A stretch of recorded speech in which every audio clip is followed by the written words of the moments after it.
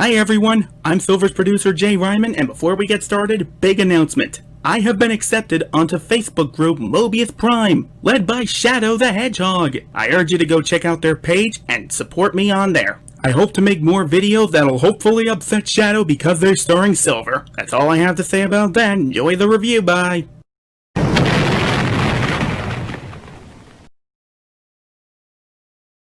So tired. I've been kind of busy lately, as some of you can imagine, so I'm sorry. I'm gonna have to review something that'll only require a quarter of my brain.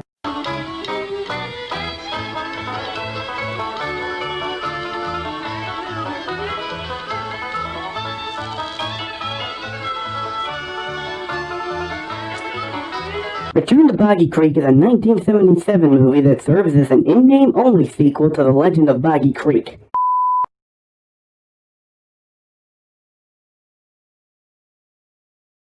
The Legend of Boggy Creek is a 1972 docu-horror film about the Fouke monster of Fouke, Arkansas, which is considered to be one of the more aggressive members of the Sasquatch family. The film was made on an extremely low budget of $100,000, and to give you an idea on how low a budget that is, 12 Angry Men, a movie that mostly consists of 12 men sitting in one location, cost over 3 times that. The film featured interviews, reenactments, and a beautiful soundtrack.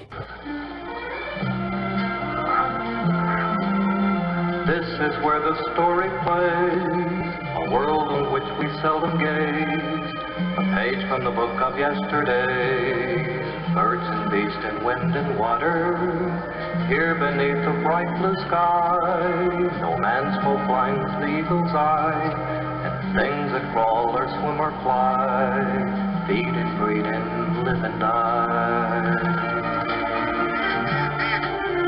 While it's not one of my favorite horror films, I do like it. The documentary approach gives the movie a realistic feel. The movie captures what it's like to live in Fouke, and the visuals the movie captures are impressive and even charming for such a low budget. Because the movie was a massive hit at the box office, there were several movies that tried to cash in on it, which brings us Return to Boggy Creek. Let's take a look. Unlike the first movie, which was presented as a documentary, Return to Boggy Creek follows a straightforward narrative that opens with 3 kids fishing. Gator T-Fish! Stop it, John Paul. You're gonna make T-Fish scared to come with us. So these are our main characters, Evie Joe, John Paul, and T-Fish. What you shooting, T-Fish? Cypress balls? They won't kill anything.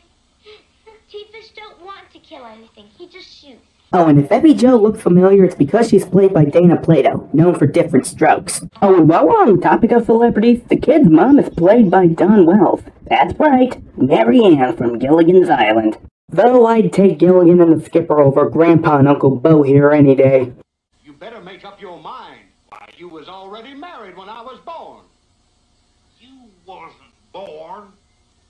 The alligators left you and then run off 'cause they couldn't stand you. Dang it! You'd argue with the sunshine! And somewhere Jeff Foxworthy's watching this movie and feeling right at home. By the way, you've probably noticed that this movie's quality isn't the best. That's because, like To Catch a Yeti, this movie's never been put on DVD or Blu-ray, and even online, I could only find one print of this movie, so please forgive the Wondershare logo at the top of the screen. We got the goodness, Grandpa. Hey, that's a good fish. You catch that big fish? All right, toast off. One.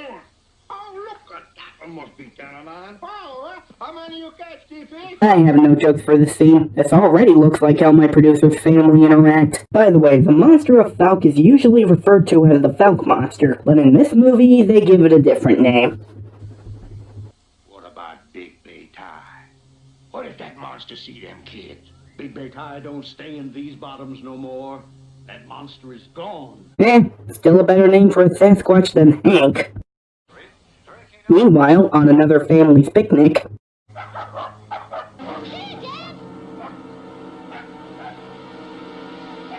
Did you see that? What was that thing? Charles, take Concho to the van, right now. Let's go, honey, please. Oh, okay then. Meanwhile, on Swimming to Sea...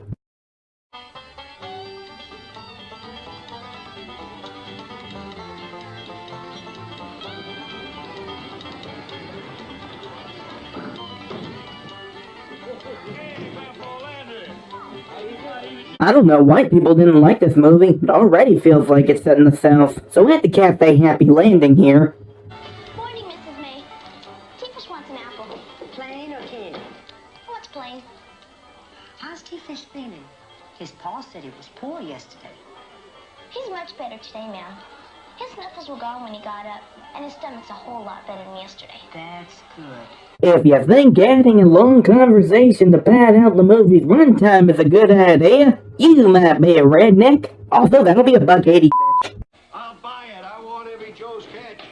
I've already offered 65 cents a pound. I'll give 70. Look, I already got it in my menu.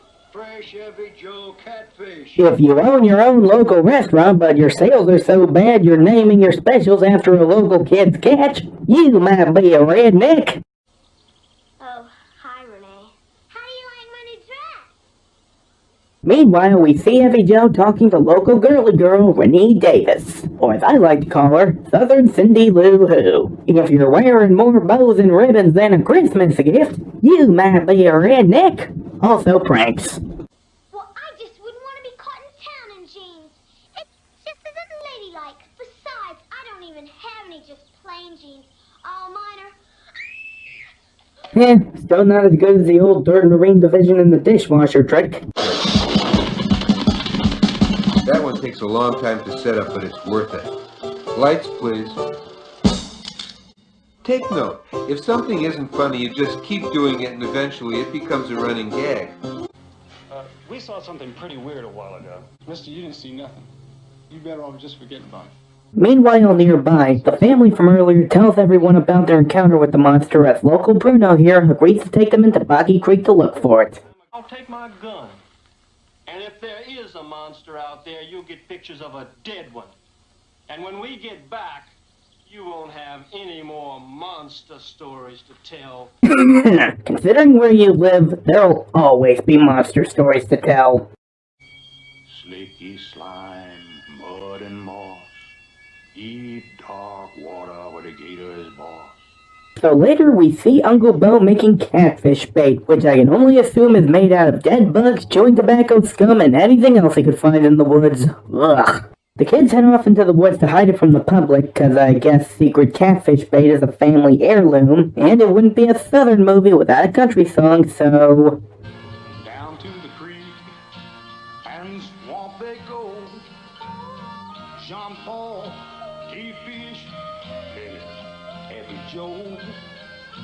Past the trees and the stumps they roll to a hiding place that they only know. Not one of Willie Nelson's best songs. Oh no, someone stuck their hand in the mud, and I have no evidence that he washed it off come summertime! That's right, I did a reference to the cinema snob. Don't judge me! Let's see, kid skipping alone in the middle of the woods. I'm sure he'll be fine.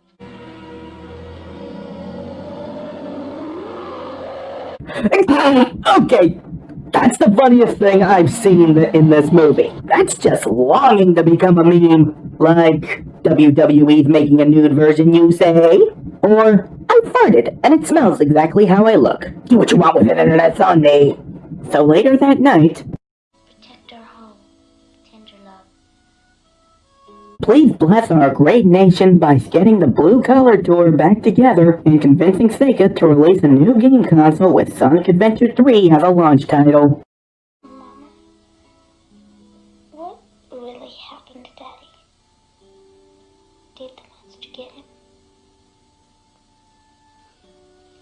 No, darling. No, it was the swamp that got him.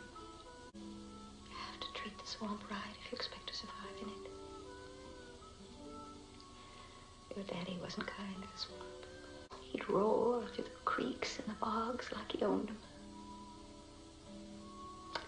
He'd get up every morning and dare the bottoms to stop him. He challenged Boggy Creek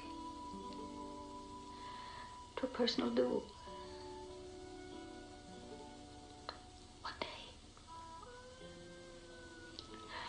One day he lost. Quit giving a good performance, Don Wells. I'm supposed to be making fun of this movie. To be fair, that is a heavy scene, though. How do you follow up a scene like that?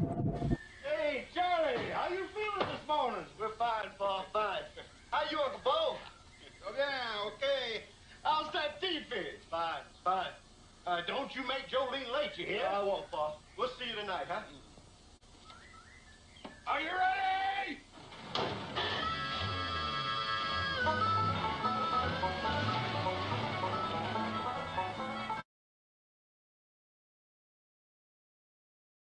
Well, that was something. So as the mother leaves for work, the kids are informed of a storm that's supposed to hit by evening, but that doesn't stop them from going to the quarry to look around. I kinda feel bad for skipping ahead to this part. After all, it doesn't sound like they've finished writing the song.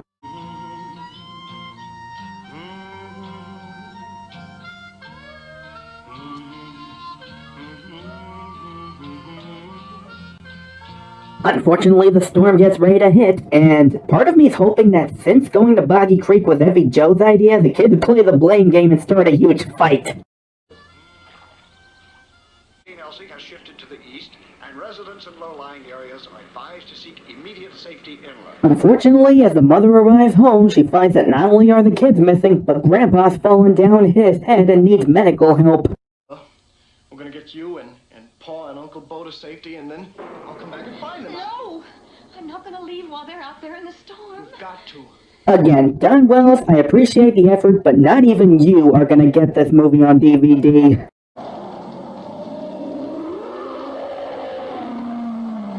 Back in Boggy Creek, the kids find Bruno and Mr. Perkins from that earlier scene in the movie. Don't worry, I think even the movie forgot who they were for a while. This way, that way, either way, I can't see a thing. Meanwhile, at the Cafe Happy Landing... Is there a doctor in there? Is there a doctor in there? Well, he's no professor, but he may be able to help. Obviously, God is not smiling down on them. I blame the gays! The kids try to help the two men as they come across what I can only assume is a houseboat from Assassin's Creed. Yes, who they happen to stumble across.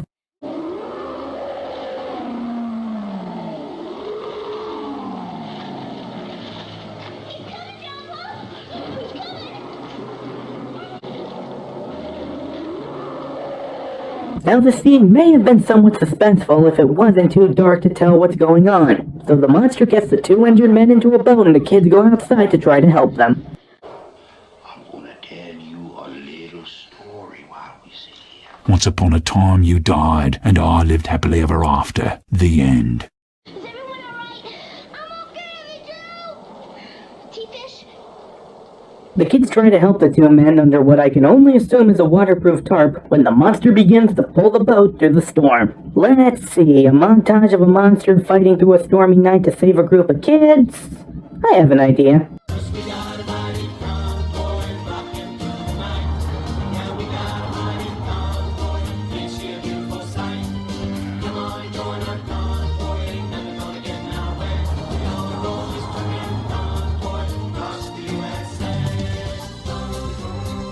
So as the storm clears up the next morning... Hey, who's in that boat out there? There is a boat out there! What? It's the kid! Oh, Grandpa! It's the kid! Go get him, you man! Wait, I know exactly what to do for this scene.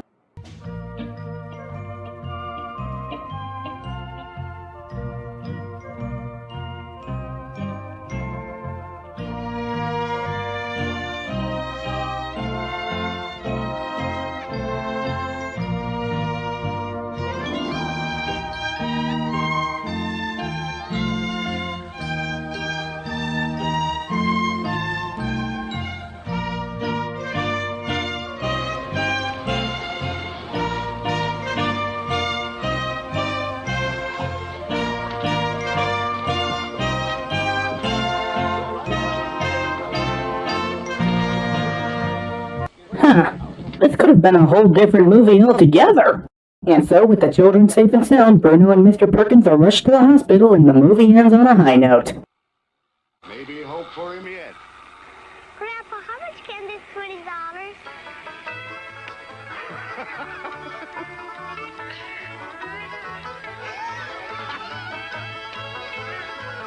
Return to Boggy Creek was a massive bomb at the box office, and as you can imagine, critics didn't much care for it either. The film got so much hate that later, Charles B. Pierce, the director of the first movie, would return for an official sequel which was also not a success. In fact, both these movies ended up getting so much hate that they're considered some of the worst sequels ever made. But personally, I think the biggest mistake this movie made was its title. Instead of advertising it as a sequel to Legend of Boggy Creek, they should have just called it something else. At least then it probably could have been regarded as an underrated family film. But of course, they did call it Return to Boggy Creek, and I have to admit, the leap from docu-horror to family-friendly is really distracting. But as far as being one of the worst sequels ever made, nah, there's worse out there. And who knows, one day I might even get around to reviewing them. Until then...